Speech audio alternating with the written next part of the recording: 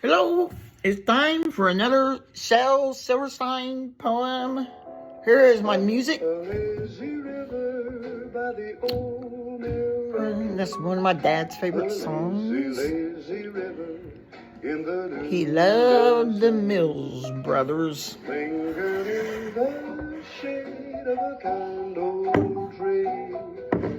Oh, your troubles have a dream with me. Up a lazy river. So all you parents out there, do you ever feel like your kids are going up that lazy river? They just won't do what you want them to do. They won't do that dreaded word that my kids, Beth and Amy, used to hate, which is chores, chores. Oh, God. Oh, God, when I came into their life, I wanted to put a chore chart up so they would have their chores. Oh, my gosh, you would have thought that I was the devil from hell that had just arisen out of the grave because we were going to rotate the house chores because I had the same philosophy as my old principal. She wanted us all to work as a team, and I would tell them that, and they would get sick because I tell them team stands for together, everyone accomplishes more.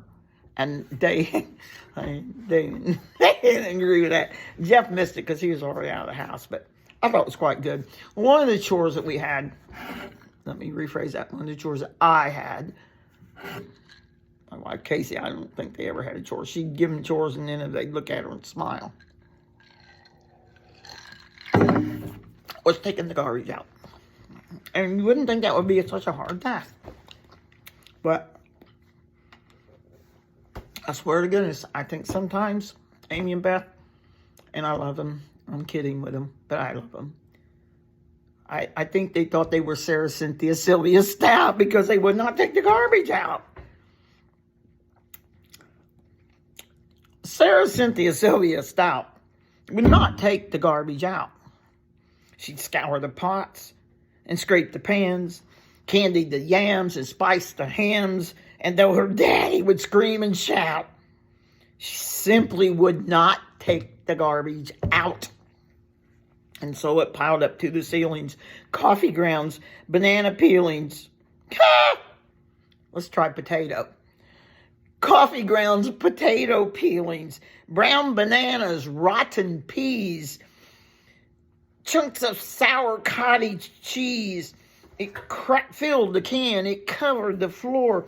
It cracked the window and it blocked the door with bacon rinds and chicken bones and drippy ends of ice cream cones, prune pits, peach pits, orange peel, globby glumps of cold oatmeal, pizza crust and withered greens, soggy beans and tangerines, crust of black burned buttered toast, gristly bits of beefy roast. The garbage rolled on down the hall. It raised the roof. It broke the wall. Greasy napkins, cookie crumbs, the globs of gooey bubble gum, cellophane from green bologna, rubbery, blubbery macaroni, peanut butter caked and dried, curdled milk and crusted pie, moldy melons, dried up mustard, eggshells mixed with lemon custard. Why do you bring the lemon custard? Cold French fries and rancid meat, yellow lumps of cream of wheat. At last the garbage reached so high that it finally touched the sky. And all the neighbors moved away. And none of her friends would come to play.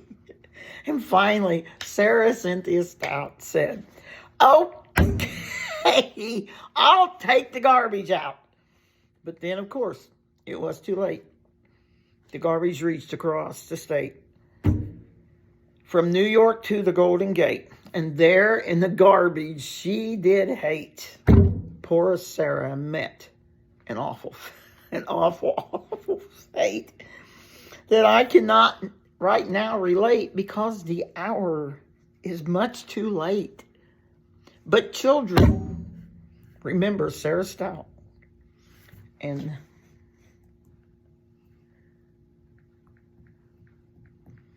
and always take the garbage out. Don't sail up that lazy river. Everyone's in love up a lazy river. As long as you take the garbage out,